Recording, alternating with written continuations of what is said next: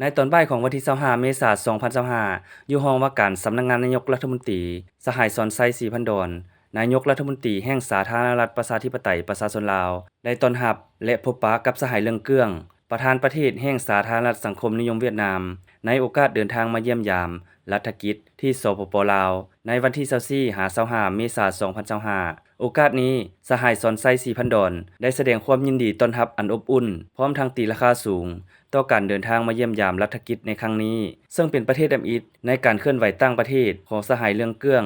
ในฐานะตำแหน่งประธานประเทศแห่งสสเวียดนามซึ่งนอกจากเป็นประเพณีปฏิบัติของสองประเทศแล้วยังเป็นการยืนยันและแสดงให้เห็นถึงการให้ความสำคัญและถือเป็นบุรมิสิทธิ์ต้นต่อของพรรครัฐและประชาชนเวียดนามอ้ายน้องที่มีต่อสายพัวพันธ์มิตรภาพอันยิ่งใหญ่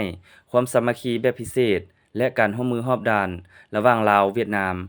ามลาวสองฝ่ายได้แจ้งสภาพการพัฒนาเศรษฐกิจสังคมโดยย่อให้กันทราบพร้อมได้แสดงความชมเชยต่อบรรดาผลสำเร็จของสองประเทศย่านมาได้ในระยะผ่านมา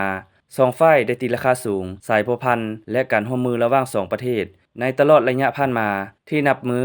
ได้รับการเพิ่มพูนคุณสร้างและแตกดอกออกผลต่อเนื่องโดยเฉพาะการพบปะแลกเปลี่ยนของการนำคันสูงของสองพรรคสองรัฐอย่างเป็นปกติซึ่งเป็นการแสดงให้เห็นถึงสายพัวพันธ์มิตรภาพของสองประเทศลาวเวียดนามที่มี1บ่มี2ในโลกนี้พร้อมกันนั้นสองฝ่ายได้เห็นดีเป็นเอกภาพจะสืบต่อสุกยุการพันขยายข้อตกลงของการนำคันสูงของสองพรรคก็คือแผนร่วมมือระหว่างสองรัฐบาลโดยเฉพาะแม่นการส่งเสริมการร่วมมือทางด้านเศรษฐกิจให้มีประสิทธิผลเติมอีกและนำมือสมคู่กับด้านการเมืองที่ดีเลิศของสองประเทศ